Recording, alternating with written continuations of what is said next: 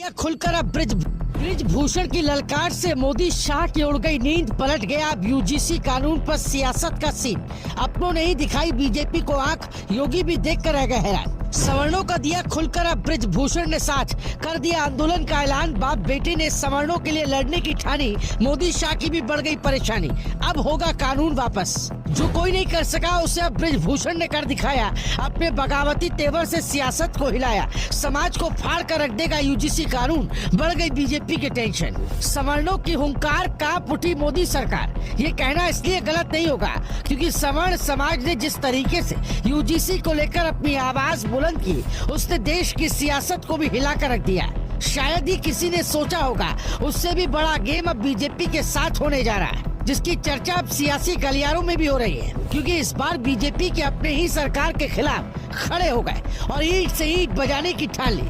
ये अपने कोई और नहीं बल्कि कलराज मिश्र और ब्रिजभूषण शरण सिंह है, जो आमतौर पर तो खामोश रहते हैं, लेकिन जिस तरीके से यूजीसी के खिलाफ हुंकार भरी और मोर्चा खोला, उसने बीजेपी में उथल पुथल मचा कर रख दी।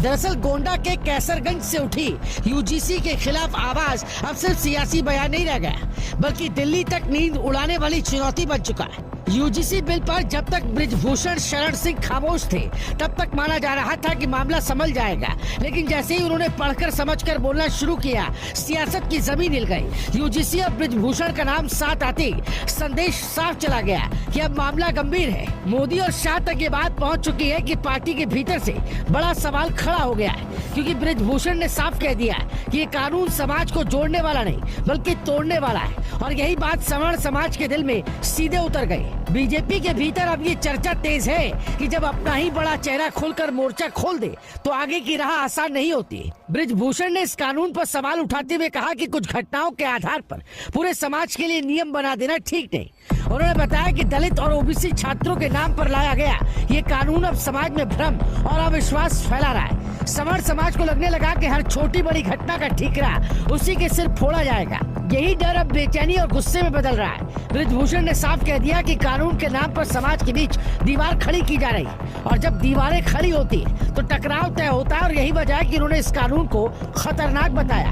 अपनी बात को सिर्फ राजनीति तक सीमित न रखते हुए ब्रिजभूषण शरण सिंह ने गाँव की असली तस्वीर सामने रखी। उन्होंने अपने गाँव के बच्चों को दिखाते हुए कहा कि सवर्ण, दलित और पिछड़े समाज के बच्चे पिछले 5 साल से एक साथ खेल रहे हैं, रोज मिलते हैं, एक दूसरे के घर जाते हैं, साथ बैठकर लड्डू मिठाई चाय जो मिलता है खाते हैं। उन्होंने कहा कि किसी कानून की देन नहीं बल्कि सनातन परंपरा का असर है। गांव में कोई बच्चा ये नहीं पूछता कि तू किस जाति का है, लेकिन ये कानून बच्चों के दिमाग में जाति का डर भर देगा, और यही डर आगे चलकर समाज को अंदर से खोखला कर देगा। सवर्ण समाज को लग रहा है कि उसे जानबूझकर कटघरे में खड़ा किया जा रहा है। ब्रिजभूषण ने सनातन परंपरा और पंडित दीनदयाल उपाध्याय की सोच का हवाला देते हुए कहा कि हमारी संस्कृति हमेशा जोड़ने की बात करती है, जो पीछे है उसे आगे लाने की सीख देती है, न कि समाज को बांटने की। उन्होंने सवाल उठाया कि क्या आने वाले समय में ऐसा माहौल बनेगा कि किसी घर में दलित या ओबीसी की एंट्री रोक दी जाएगी। ये सोच ही खतरनाक है। उन्होंने कहा कि समाज को दफ्तरों में बैठकर नहीं चलाया जा सकता, गांव में आकर देखिए असली भारत कैसे चलता है। अगर ऐसे कानून लागू हुए तो समाज में अस्वस्थ माहौल बनेगा और उसका नुकसान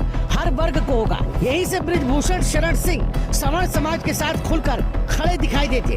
उन्होंने सरकार से हाथ जोड़कर अपील की कि इस कानून को तुरंत वापस लिया जाए। साथ ही सवर्ण समाज से कहा कि वो दलित और पिछड़े समाज के समझदार लोगों से संवाद करे और मिलकर इसका विरोध करे। उन्होंने साफ कर दिया कि अगर जरूरत पड़ी तो आंदोलन होगा, और ये आंदोलन सिर्फ सवर्ण समाज का नहीं बल्कि सनातन को मानने वाले हर समाज का होगा। अब सबसे बड़ा सवाल यही कि सरकार इस ललकार को कैसे लेती है। योगी से लेकर दिल्ली तक संदेश जा चुका है। जब ब्रिजभूषण जैसे नेता आंदोलन की बात करते हैं तो उसे हल्के में नहीं लिया जाता। अब निगाहें इसी पर टिकी है कि यूजीसी कानून पर सरकार झुकती है या फिर ये सियासी टकराव और बड़ा रूप लेता है।